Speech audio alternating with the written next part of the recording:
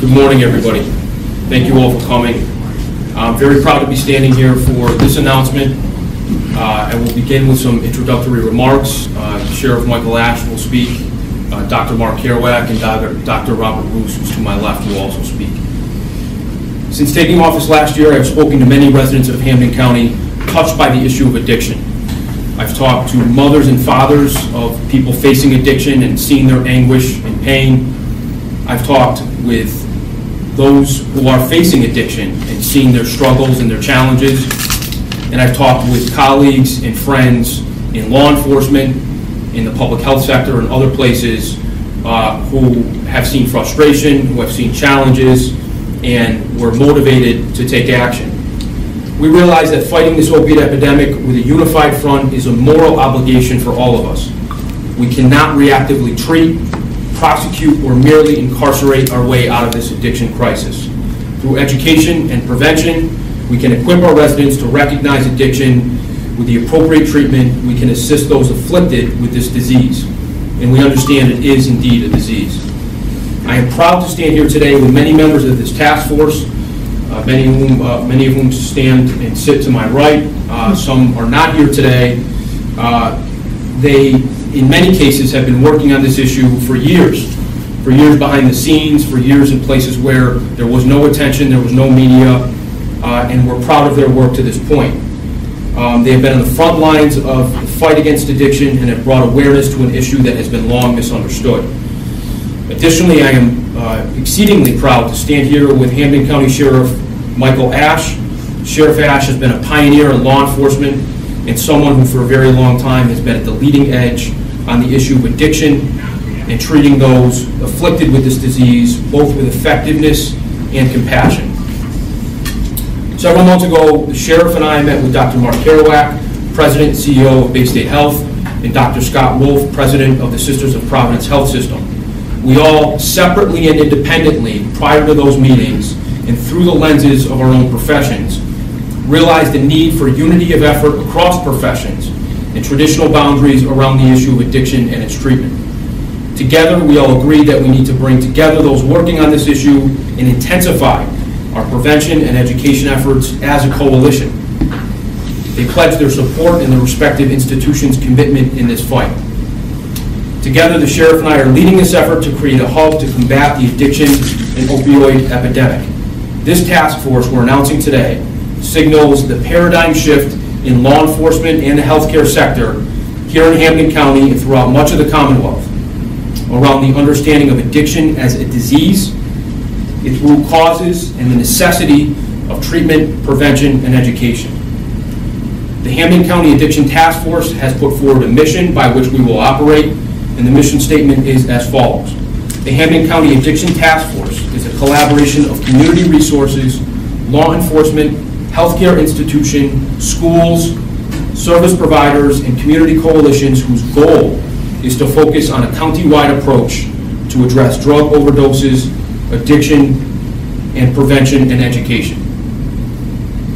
We have specific and measurable goals, which I want to highlight and underline for all of you to understand. And these are the objectives initially that we will focus on and we believe we will achieve in short order. Those goals are as follows. Real-time data collection here in Hampden County. The goal of studying, assessing, and specifically estimating the need for a treatment capacity and beds in Hampden County. To develop and standardize messaging for addiction and addiction-related issues across the county and across our various sectors. To provide a forum for law enforcement, healthcare institutions, schools, service providers, and community coalitions to share best practices in prevention and education.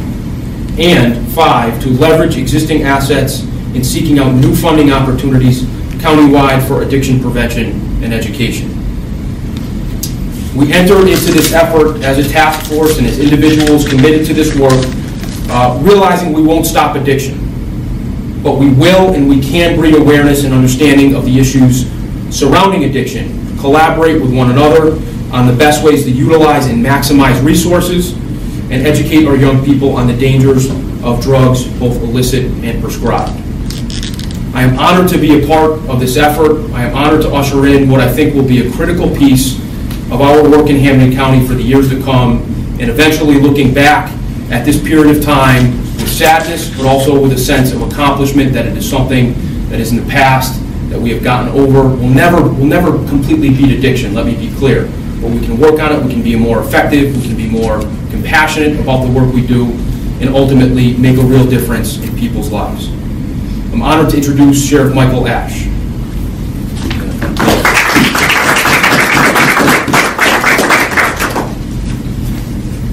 Well, thank you, Mr. DA, and again, thank you for your outstanding leadership and, as I call it, a visionary leadership in terms of bringing us all together. And I think we constantly hear that word, community partners, and unifying everybody. And again, not just as a law enforcement aspect, but I'm very, very proud of you, Anthony. So well put and so deliberate, very, very thoughtful, and so on.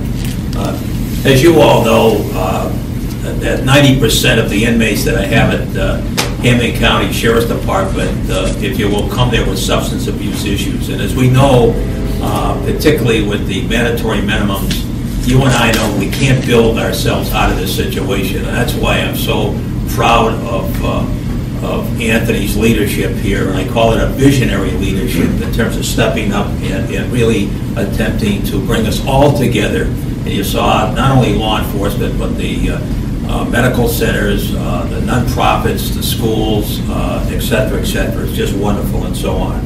I have also said that substance abuse is the determinant or the foundation deficit for those in my custodies.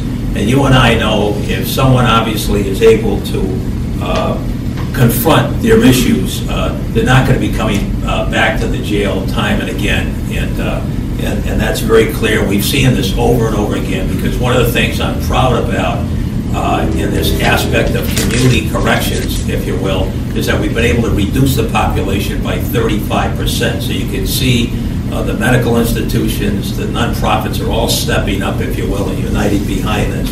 Okay? Now we have this new visionary team effort led by District Attorney Gulluni to involve law enforcement, what I call community partners, continue this fight to battle addiction. And I just wanted to highlight the community partners. And of course, as we know, and I like to feel about community corrections, that I've had over 300 partners that have been able to help the Sheriff's Department, not only in fact of incarcerating people, but the whole aspect of forming that strong bridge back into the community. And that's been the impact in terms of recidivism. So all Sheriff's Department vehicles say, united neighbors make safe neighbors. Let me give all of us a variation of that. A united community concerned with the well-being of all is our greatest weapon against drugs. So thank you, Anthony, for your great leadership, and I call that the visionary leadership. You know, very, very proud of you. It's something very, very long. Thank you. Glad to be part of this. Yeah. Thank you, Sheriff Ashe. Dr. Mark Keroack, President and CEO of Baystate Health. Good morning, and let me add my thanks to District Attorney Gulluni's strong leadership in bringing together all the necessary pieces for us to combat this really urgent public health epidemic. I also want to thank Sheriff Ashe for his decades of leadership in advancing a humanistic view of addiction and a disease model of addiction, which I think is the right one. And I'm proud to stand here with Dr. Roose and our other colleagues from the community and lend Baystate's support to this important initiative. I've had personal experience in 20 years of caring for patients with HIV and AIDS and dealing with the heartbreak of addiction and how it affects families. And one needs to only go to our emergency departments or our many sites where we care for a large share of the Medicaid patients in this community to know how deeply this problem has affected the communities of the Pioneer Valley and my hometown of Springfield. I firmly believe that it's only through a partnership with emergency responders, law enforcement, the clinical care delivery efforts, as well as the community providers who deal with so many of the social determinants of health, that we can finally get this behind us and get moving. I'm very, very pleased to see District Attorney Gulluni step forward, because I now believe that we have the right pieces in place and the right structures in place to really combat this epidemic effectively. So thank you all for coming today.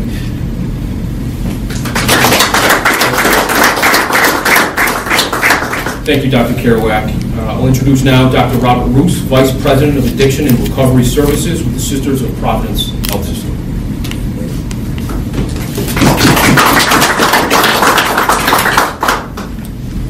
Good morning and thank you.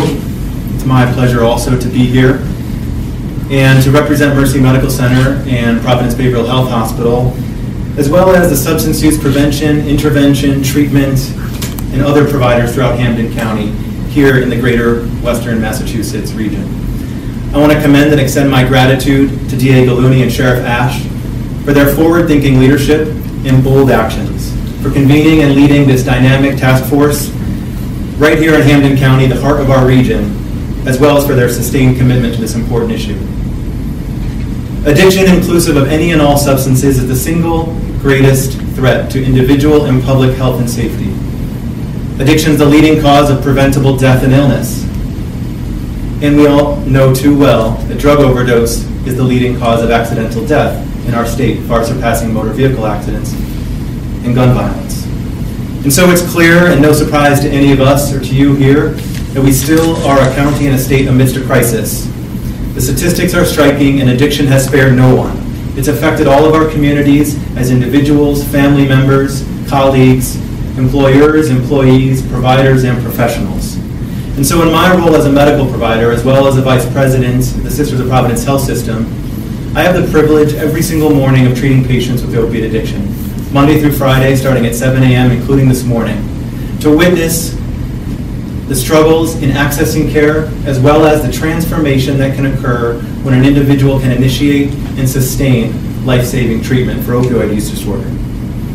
But I would ask all of us collectively, wouldn't it be nice if we lived in a place where substance use was not the leading cause of preventable death? Wouldn't it be nice if addiction were identified and treated as well or better than any other chronic illness? Wouldn't it be nice if all healthcare, treatment providers, social service, and other agencies treated addiction as a disease worthy of high-quality intervention and not judgment or marginalization? Well, I'm proud to say that here at Hampden County Addiction Task Force, we believe that not only would it be nice, but it would be right. And that's why we're here today, together, as a task force. Over the last 18 months in Massachusetts, there's been a number of initiatives, programs, and developments, and legislation passed. We've seen the launch of public education campaigns on behalf of the Department of Public Health, as well as local media outlets, with the goal of raising awareness on the impact of opiate addiction, as well as ways to prevent it. We've seen efforts on behalf of the Massachusetts Hospital Association, our local hospitals, including Baystate Health, Mercy Medical Center, and others, to increase the education of medical providers. Because medical providers played a role in the initiation of this crisis, and ways to appropriately treat pain and adopt policies to temper the prescribing of opioids and to counsel patients on safekeeping and disposal of unused medications. We've seen legislation passed that has removed prior authorization requirements for inpatient treatment, and we are continuing to see the expansion of treatment capacity throughout Hampden County and greater Western Massachusetts. There's been an increase in the ways to obtain and use the opioid overdose reversal drug naloxone.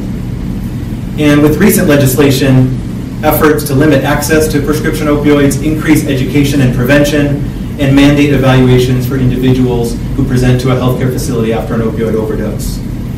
And collectively, these myriad efforts have made an impact. But we're here because we know that we still have some more work to do. Because on the front lines, treating patients and assisting them in their recovery is an incredibly privileged place to be, but it can also be an incredibly challenging place to be. I also get to hear firsthand the struggles it can be to access treatment, the long wait lists, the fragmentation in the system of care, the medical and psychiatric symptoms, the threats to individual and public safety, including violence and crime, and the difficulty accessing employment and the experience of stigma. I believe that we would not allow the impact of addiction to be so wide-ranging and devastating if it were treated the same as other chronic illnesses. And we have, as a community, stepped up and believe that we can do better, and that Hampden County can be a leader.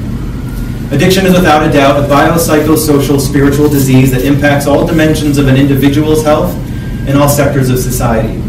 And so the solutions must come from all sectors of society, including all of us on the Hampden County Addiction Task Force and in this room, working each and every day on prevention, education, treatment, harm reduction, public safety, public health, social services, policy reform, corrections, and jurisprudence.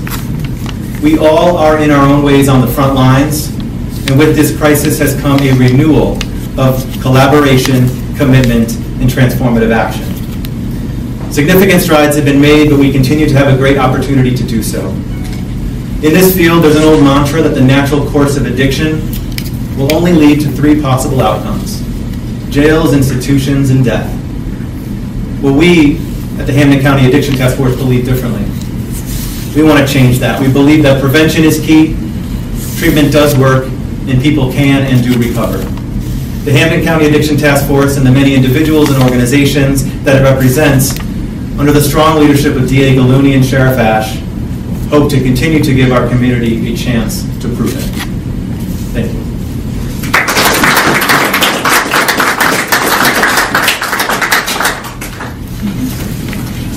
Thank you, Dr. Roose. I think you can tell we have a remarkable coming together of resources and people and commitment here, and I am tremendously proud and privileged to stand here with 3 great people representing 3 great institutions.